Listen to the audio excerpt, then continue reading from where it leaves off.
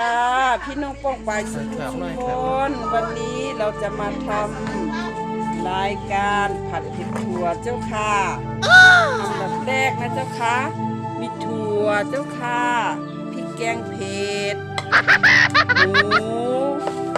ซอสหอยนางรมน้ำปลาน้ำตาลเจ้าค่ะอันดับแรกนะเจ้าค่ะเราต้องล้างถั่วให้สะอาดและเอามาหั่นเจ้าค่ะหั่นเสร็จแล้วก็มาหั่นหมูแล้วก็ไปล้างให้สะอาดเจ้าค่ะทีนี้ก็จะมาใส่น้ำมันพืชเจ้าค่ะน้ำมันพืชลงไปใส่ลงไปแล้วนะทีนี้ก็ต้องรอน้ำมันให้มันร้อนนิดนึงถ้าน้ำมันไม่ร้อนมันก็จะไม่หอม No ถ้าน้ำมันร้อนมันก็จะหอมนิดนึงเราต้องใช้เวลารอน้ำมันให้มันร้อนนิดนึงพี่น้องไต้เขาค่ะมาด้วยค่ะผัดเผ็ดถั่วหวังไหนพี่น้องไต้เขาสนใจก็น้ำมันไหมอ่ะค่ะน้ำมันไหมอ่ะเขามาเขาขั้นตอนติเฮ็ดมันเนาะหรือเขาก็ซอยยาวอ่ะหมูอันผูเขาก็ซอยยาวก็มาทำมาตั้งน้ำมันไหมมันไหมเนาะเพราะน้ำมันไหมเอาพริกแกงลงโคค่ะไปเลยค่ะสนใจก็ว่ากันค่ะสนใจก็ว่ากันในขนมก็สนใจก็ใครกินในก็เฮ็ดกินด้วยน้ำพิษก่อนนู้นขนมทีนี้เราก็คั่วพริกแกงเผ็ดให้สุกแล้วใส่หมูลงไปเจ้าค่ะใส่หมูลงไปลงไปอย่างอายุก็ประกาศน่ะใส่หมูลงไปนะเจ้าค่ะใส่ลงไปแล้วเราก็คนให้หมูกับพริกแกงมันเข้ากันแล้วรอให้หมูสุกนิดนึง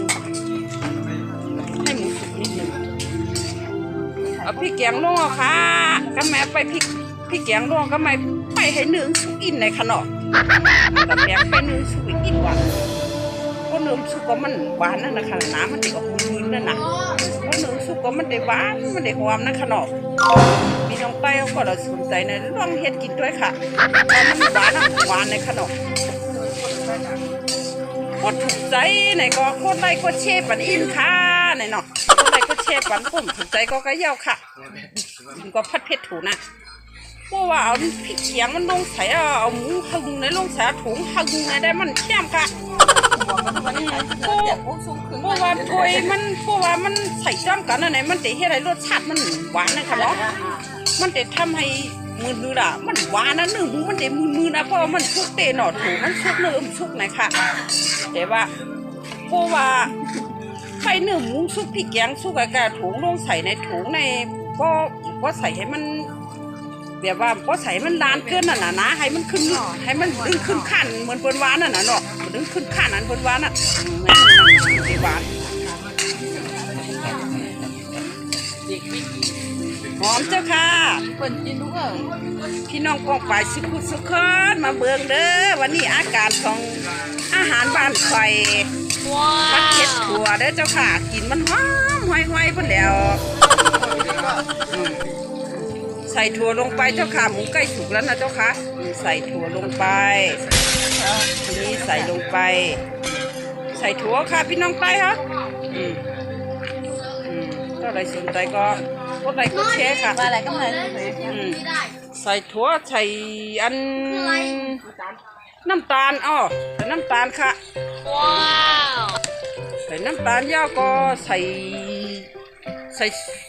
ชอดหอยนางรมมานั่นเนาะใส่ถั่วลงไปแล้วก็ใส่น้ำตาลเจ้าค่ะน้ำตาลแล้วก็ปรุงด้วยซอสหอยนางรมเจ้าค่ะแล้วก็น้ำปลานะเจ้าค่ะที่พลาดไม่ได้ก็คือน้ำปลาใส่น้ำปลาค่ะพี่น้องฮะ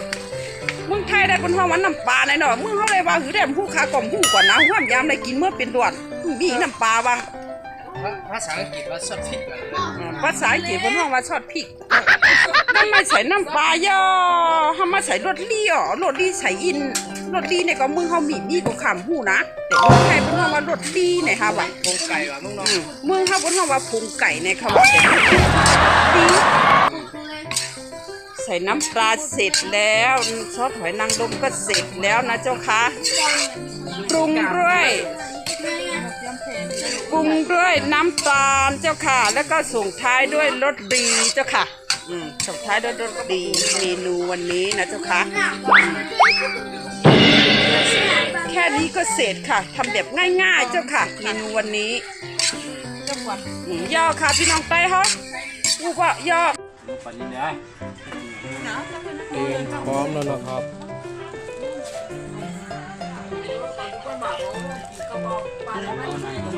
ผัดเผ็ดถั่วใส่หมูโอ้โหอลังการ